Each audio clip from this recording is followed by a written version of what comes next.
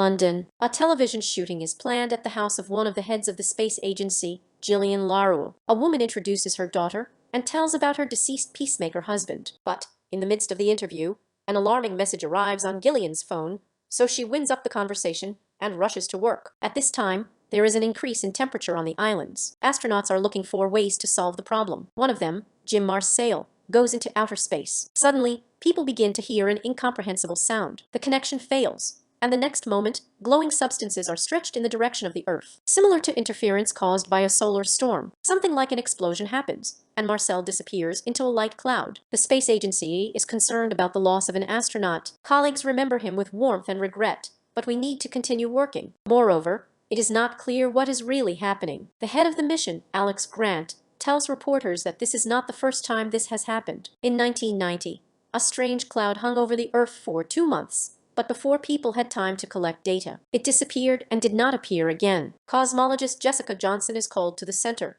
because her experience in the field of gravitational waves and cosmic anomalies may be needed. Gillian reports that the objects that appeared above the ground were given the name void. It looks like the remains of a supernova and emits a signal that is fed with a very specific frequency. One of the leading specialists of the University of Astrophysics, Jacob, shares the discovery. This frequency is an extremely unusual and complex phenomenon that has been recorded in the past, but then it simply disappeared. What is it, and where did it come from? Is there a mind trying to get in touch? These are questions that intelligence probes will try to answer. Our report is given, ion engines are turned on, probes go into black funnels, and signals disappear. However, their latest cameras allow you to make recordings in which people see something similar to a tunnel. Light and matter enter and exit from there, which is very similar to a wormhole. But what's on the other side of the void? And is there a way out? Small fragments of the received information give hope that the flashing on the videosphere may be another planet, and perhaps humanity is on the eve of the first contact with intelligent life. Gillian offers to send astronauts to the void,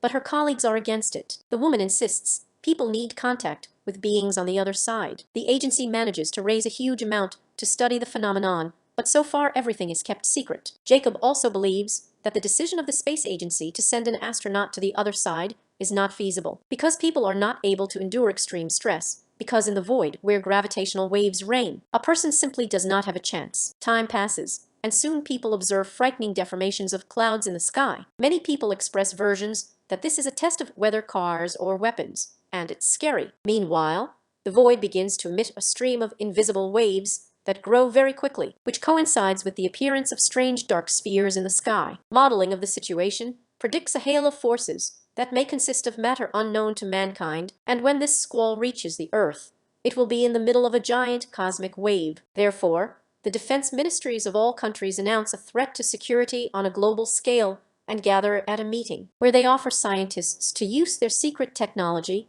which consists in merging the human brain with the artificial body of a super soldier called Mantu Zero. They created a prosthesis that accommodates the human brain, which can be seen through the back of the artificial skull, which is coated with a cooling gel where millions of tiny fiber optic threads connect the brain with all synthetic muscles and with all external sensors. The search for candidates who can perform a research task on the islands has already begun, but after transplantation, they will never be able to return to their former lives. The candidates themselves agree and have already signed all the necessary documents. Everyone has their own reasons for taking such a step. Someone wants to bring their military experience to the mission. Someone wants to be a virologist. Although there is some fear, people are ready to look into the unknown. Besides, it can save the planet. One of the candidates is wheelchair user Carl Robbins, who has always dreamed of doing something. Candidates undergo tests, conversations with a psychologist, fitness and physical examination, after which they are given cocktails of substances that will stop the heart for several hours, simulating a calm death. The connection of the artificial spinal cord of the machine with the human brain will take the most time, but Mantu Zero is not immortal. The brain degenerates after a while. The period of life stretches, but not forever. At the moment, 2 synthetic bodies are ready, so the selection process is extremely important. In the end,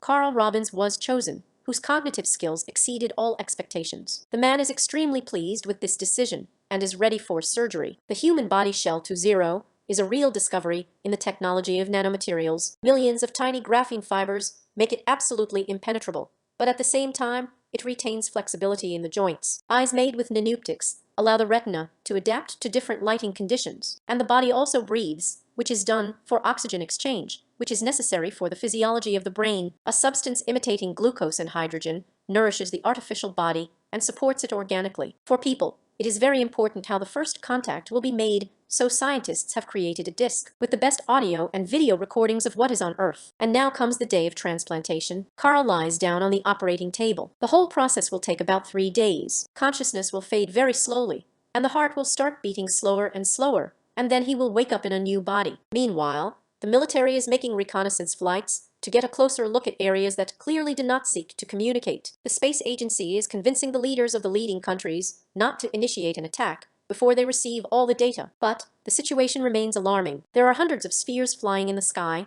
and every day there are more and more of them. It soon becomes clear that they are arranged in a certain way. They line up in a row, as if they were preparing for something. 72 hours after the transplant, the first attempt to create a human 2-0 ends in failure. Carl is dying. Scientists are reviewing technologies and preparing for a second attempt. And then there is a proposal to send ready-made soldiers 2-0, which Gillian opposes. She recalls that her entire team is constantly under the control of doctors, so scientists will easily find a suitable candidate. And one of them is Jessica Johnson. Gillian volunteers to talk to a woman who is not sure of the correctness of her decision, because there will be no way back. The supervisor promises to take care of her family, and Jessica is getting ready for surgery. She calls her family and friends for the last time to hear their voices, because the mission is a one-way ticket. 8 days pass, the operation is successful, and Jessica opens her eyes inside the mechanical body. When the speech synthesizer fails, she falls into anxiety. But everything can be adjusted. A woman begins to get used to her new body,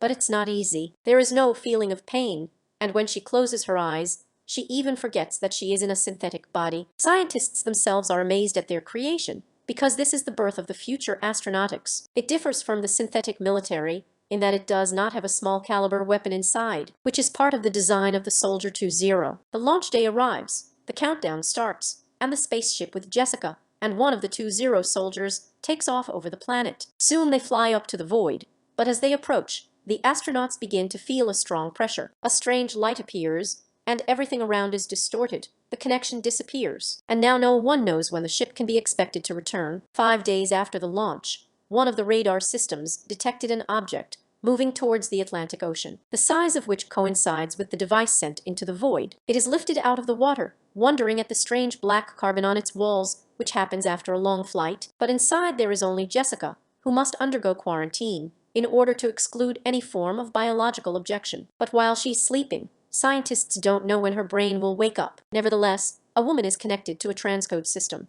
and it turns out that the amount of data in her brain would require several years of cumulative work, and she was only absent for 5 days. It is likely that time in the void is different from the human concept of time, and that on the other side, a couple of years here are only a few days. The transcoding process is carried out using artificial intelligence chips that are implanted in the brain. It seems incredible, but the memory becomes visible. That's just Jessica's memory gives out only short flashes, which nevertheless give a lot of information. Meanwhile, the Strategic Defense Committee is very restless, and the increasing activity in the sky leads to the introduction of a state of emergency. In the end, the military opens fire on the spheres, which, however, has no consequences. And Jessica's brain suddenly turns on. He's fine, and his memory is coming back to life. And the first question they ask her is, where did Soldier 2-0 go? The woman recalls that when they entered the void, the flashes of light became more intense. She could not look and closed her eyes, and when she opened them, she saw that the soldier was outside the apparatus. There was no way he could have left the machine through the hatch, but he was in space and floated away like frozen, and then exploded, and she was on the surface of an alien planet. She walked as if on someone's orders, examined and touched the soil, but did not understand where it was. And then she saw them, shapeless and disembodied, but she wasn't afraid of them at all. And then Jim Marcel appeared in front of her, and he reassured her, because everything would be fine. Scientists have questioned Jessica's words, especially the appearance of Marcella. Is he alive and well on the other side of the void? Perhaps this should indicate that the aliens have good intentions, and they do not want to harm people. Everything that happened afterwards was filmed by space probes. People saw debris approaching the Earth, whose trajectory predicted numerous collisions with satellites in outer orbit, and then with the planet. An alarm signal is flying over the ground, and when the blow should come, the spheres suddenly activate, and cover the Earth with a shield reflecting the cosmic threat. Black tongues extinguish the fireballs ramming the planet, and it becomes clear that people were mistaken. They thought it was an attack, and no one assumed it was a defense. On this day,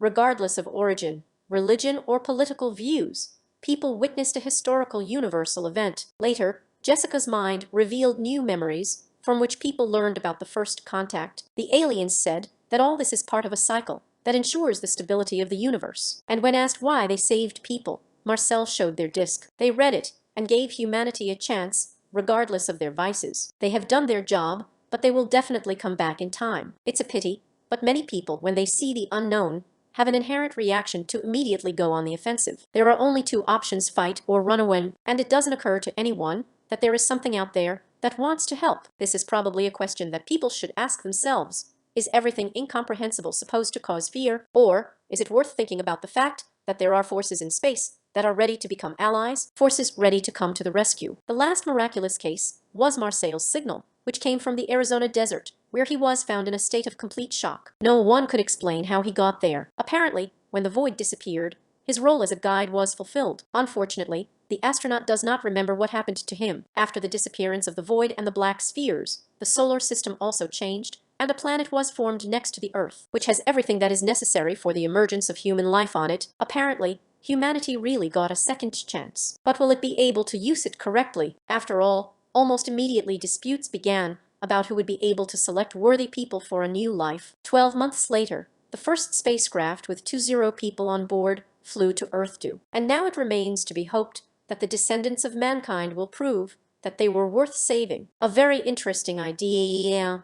And the film was shot in an unusual manner, pseudo-documentalism, which involuntarily makes you accept what is happening on the screen as the truth and think about the militant mentality of humanity.